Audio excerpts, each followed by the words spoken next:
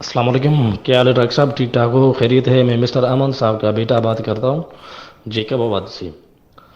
तो 2023 अप्रैल के महीने में हम आए थे आपके पास। मिस्टर अमन साहब का जो वो नाली की टंकी की खराबी हुई थी, तो आपने ये मशवरा दिया था आप या गंबट में चला जाए या कराची। तो हम अभी कराची 3 मरतबा हम गए थे ईआरसीपी के लिए। एक दफ़ा उन्होंने पीटीसीबी की थी, पीटीसीबी के बाद उन्होंने ईआरसीपी किया, तो वो उन्होंने स्टैंड डाल दिया था। फिर 3 महीने के बाद वो स्टैंड निकाल दिया, फिर दोबारा उन्होंने स्टैंड स्टैंड डाल दिया था। 3 मरतबा वैसे ही उनका ईआरसीबी हो चुका है। फिर उन्होंने ये कहा है 4 महीने के बाद फिर आपको आ जाएं, हम देख लेंगे। तो अभी ईआरसी की ज़रूरत है या नहीं है, स्टैंड हमें जो भी निकालना पड़ेगा या दोबारा फिर डालना पड़ेगा, वो देख लेंगे, वो फैसला बाद में करेंगे। तो उसके बाद ईआरसीबी के लिए हम तो वैसे भी हम जाते हैं कराची। तो वो कराची हम फॉलो अप के लिए डॉक्टर सिराज को सारे टेस्टें दिखाकर उनको दिखाते हैं। मैं आपसे मशवरा लेना चाहता हूँ, तो डॉक्टर सिराज सीनियर है या नहीं? तो आपका क्या मशवरा है? डॉक्टर सिराज अभी बेस्ट है, बेहतरीन है, होशियार है या नहीं है? तो मेरा अबू ये पूछ रहा है, तो आप डॉक्टर साहब से ये पूछ लें। तो ये आपके पास आना पड़ेगा लाहौर, इसलिए मैं आपसे मशवरा लेना चाहता हूँ। मिस्टर अहमद साहब आपको सलाम दे रहा है। Thank you so much very. अस्सलाम वालेकुम। वालेकुम सलाम जी। आप अहमद साहब को भी मेरा सलाम दीजिएगा। और अगर आपका इलाज कराची में डॉक्टर सिराज की निगरानी में जो हो रहा है वो बिल्कुल ठीक हो रहा है, तो मेरा ख़्याल है कि आपको लाहौर आने की कोई ज़रूरत नहीं है। डॉक्टर सिराज और मैंने बड़ा अरसा, बहुत सारे साल एक्चुअली इकट्ठे काम किया है, और बिल्कुल डॉक्टर साहब जो है वो एक बहुत अच्छे डॉक्टर हैं और वो मरीज़ों का ख्याल भी बहुत अच्छा रखते हैं।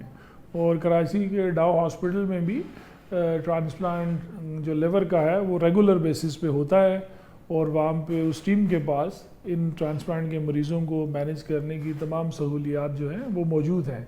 तो प्लीज़ आप किसी किस्म का शक ज़हन में लाए बगैर कॉन्फिडेंस के साथ वहाँ पे जा सकते हैं और अपना इलाज जो है वो करवा सकते हैं। लेकिन आपके सवाल के तवसुत से हमारे जो बाकी भी ट्रांसप्लांट के पेशेंट्स होते हैं उनके बारे में ये जो बाइल डक्ट में नर्विंग या तंगी आ जाती है उसके बारे में थोड़ा सा बताना चाहता हूँ, ताकि ये जो ट्रांसप्लांट के पेशेंट्स हैं उनकी एजुकेशन हो सके। तो बाइल डक्ट एक ऐसी नाली है जो ट्रांसप्लांट के टाइम पे जिगर की वो साइड जो मरीज़ को लगाई जा रही होती है वो, जिसको ट्रांसप्लांटेड लिवर हम कहते हैं, और मरीज़ की अपनी नाली, इन दोनों को आपस में जोड़ा जाता है, स्टिच किया जाता है।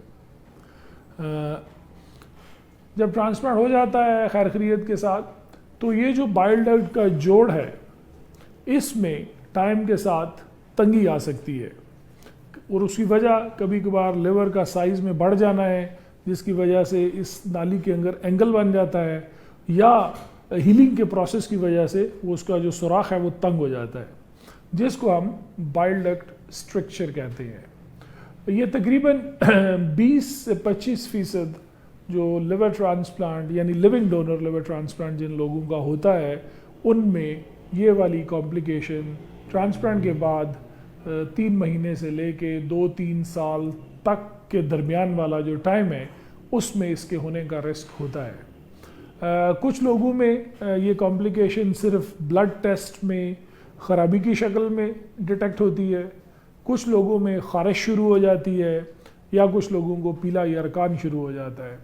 तो आपका अल्ट्रासाउंड और फिर एमआर स्कैन करने से पता चलता है कि बाइल डक्ट में नर्विंग है। तो जैसा मैंने कहा ये तकरीबन 20-25% जो ट्रांसप्लांट के पेशेंट्स हैं उनमें होती है। तो उसका इलाज ये होता है कि आप एंडोस्कोपी करके, जिसको ERCP कहा जाता है, तो इस नाली के अंदर जो तंगी है उसको खोला भी जाता है और उसमें प्लास्टिक का स्टेंट डाला जाता है। इस तरह ये वाला जो प्रोसीजर या अमल है ये तकरीबन हर 6 से 8 हफ्ते के बाद 3 से 5 दफ़ा किया जाता है। तो मकसद ये होता है कि वो जो तंगी है उसको स्ट्रेच करके खोला जाए और उसमें बड़ा स्टेंट डाला जाए।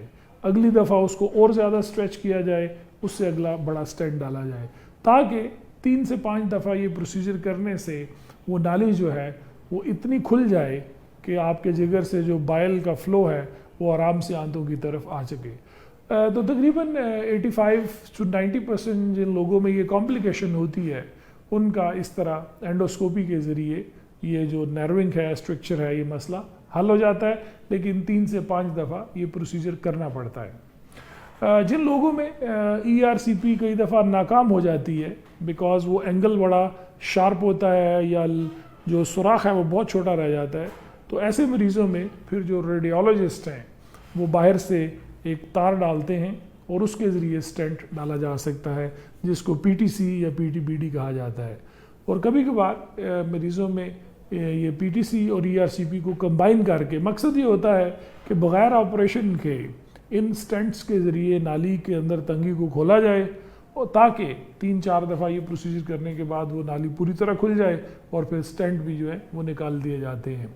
एंड में कुछ 5-10% लोग ऐसे रह जाते हैं जिनमें 3 से 5 दफ़ा ये प्रोसीजर्स करने के बावजूद वो तंगी जो है या नर्विंग है वो कायम रहती है।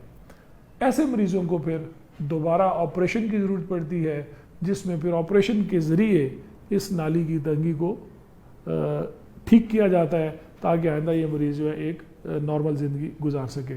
सो आई होप इससे जितने पोस्ट ट्रांसप्लांट पेशेंट्स हैं जिनको बाइल डक्ट के स्ट्रक्चर्स होते हैं उनकी अंडरस्टैंडिंग जो है वो इससे बेहतर हो जाएगी। तो बेस्ट ऑफ लक।